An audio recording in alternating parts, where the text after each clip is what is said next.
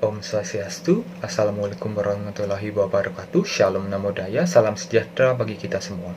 Perkenalkan, kami dari SGDA 3 akan mempresentasikan studi proyek kami yang berjudul penekanan pada leher yang menyebabkan asfiksia mekanik. Adapun anggota kelompok kami dapat dilihat pada slide dan penjabaran pertama akan dimulai dari latar belakang. Perkenalkan, saya Nyoman Ira Santiwidari dengan NIM 3 digit terakhir 184. Di sini saya akan menjelaskan latar belakang. Asfiksia merupakan terganggunya pertukaran udara pernafasan yang menyebabkan hipoksia dan hiperkapnia dalam darah. Penyebab asfiksia bisa karena alamiah, keracunan bahan, dan trauma mekanik akibat sumbatan pada saluran pernafasan. Trauma mekanik menyebabkan asfiksia mekanik. Asfiksia mekanik merupakan akses udara di saluran pernafasan menuju paru-paru terhalang oleh berbagai kekerasan yang bersifat mekanik, contohnya penekanan dinding saluran pernafasan seperti penyeratan, pencekikan, dan gantung diri. Penelitian pada tahun 2018 menunjukkan kejadian asfiksia mekanik diketahui sebesar 64,8% kasus meninggal dengan cara gantung diri. Rumusan masalah bisa dilihat pada slide, tujuan bisa dilihat pada slide, manfaat bisa dilihat pada slide. Baik, saya Purbasena Pramana Putra dengan 3 digit terakhir yaitu 019. Di sini saya menjelaskan mengenai definisi asfiksia mekanik. Secara umum, asfiksia terjadi akibat gangguan pertukaran penggunaan oksigen ataupun retensi karbon dioksida pada sistem pernapasan baik secara internal maupun eksternal sehingga terjadi hipoksia dan juga hiperkapnia. Kondisi asfiksia dapat dipicu proses biologis, keracunan ataupun trauma mekanik yang sering dijumpai pada kasus investigasi mediko legal. Pada asfiksia mekanik, abnormalitas terjadi akibat kekerasan mekanik di mana kasus-kasus terkait penekanan pada leher meliputi tindakan strangulasi atau penjeratan dan juga hanging atau penggantungan. Penekanan pada leher melibatkan penekanan pada pembuluh darah sehingga terjadi oklusi dan juga penurunan oksigenasi ke otak. Dan dapat dijumpai juga fraktur yang khas seperti pada judicial hanging. Perkenalkan, nama saya Putu Angga Prawira Sudaputra dengan NIM 204. Jadi sini saya akan menjelaskan tentang epidemiologi. Jadi asfiksia ini merupakan salah satu penyebab kematian dalam kasus kedokteran forensik yang paling sering ditemukan di dunia. Center for Disease Control atau CDC tahun 1999 sampai 2004 sekitar 20.000 kasus kematian baik sengaja maupun tidak disengaja. Sedangkan di Pakistan 30 kasus dari total 3.265 kasus kematian akibat asfiksia. Sedangkan di India 3.960 kasus dari total 18.648 kematian pada tahun 2009 sampai 2011. Sedangkan di Indonesia, kematian akibat asfiksia ini di urutan ketiga setelah kecelakaan lalu lintas dan trauma mekanik. Perkenalkan, saya Richard Isang Suteja dengan 3 digit NIM terakhir 116. Jadi untuk penelitian di instalasi kedokteran forensik RSUP Dr. Sajito pada tahun 2007 sampai 2012 mencatat bahwa kematian akibat asfiksia mekanik sebanyak 72 kasus dari total 904 RM. Lebih banyak pada laki-laki dan mayoritas terjadi pada usia 21 sampai 40 tahun sebanyak 35 kasus.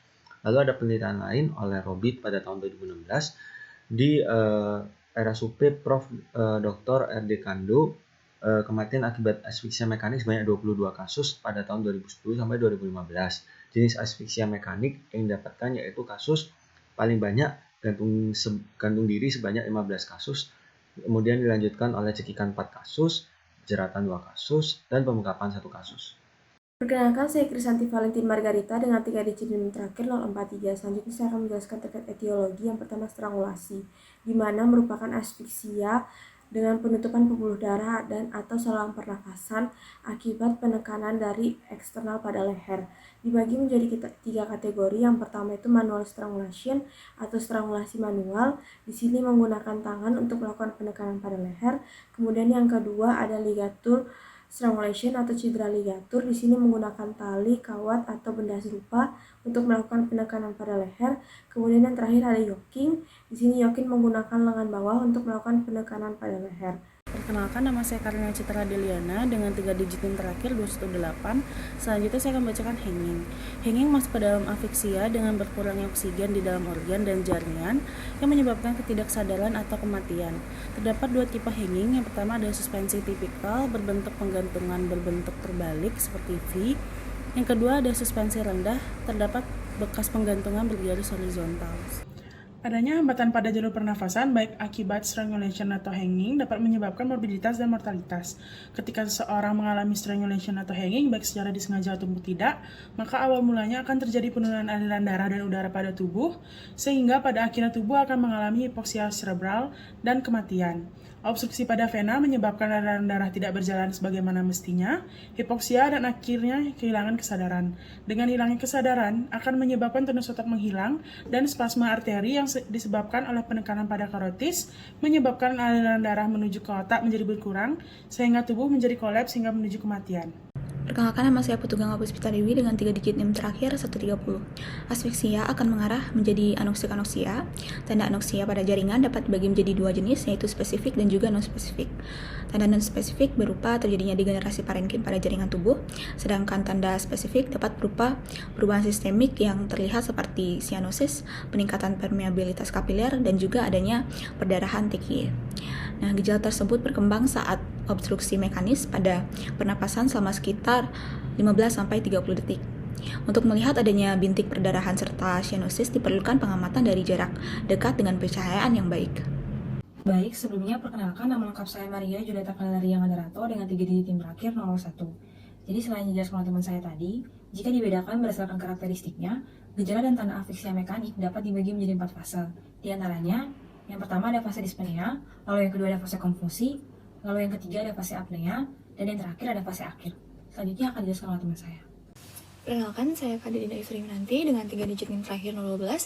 Di sini saya lanjutkan dengan temuan otopsi pada pemeriksaan luar. Untuk mati gantung, terdapat bekas jeratan atau ligature mark seperti V terbalik.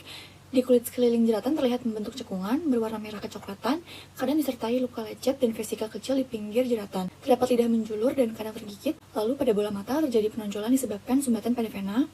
Wajah terlihat sembab atau pucat. Terdapat radiant spot yang tidak terlalu jelas. Lalu juga terdapat lebam mayat. Lalu yang kedua ada penjeratan, di mana di sini terdapat lidah menjulur, mata melotot, muka terlihat bengkak dan membiru. Lalu bekas jeratan pada leher berwarna merah kecoklatan bersambung di sekitar kartilago tiroid. Lalu terdapat radiant spot yang terlihat jelas di daerah temporal, bola mata, dan kening. Bisa juga didapat keluarnya feses atau urin.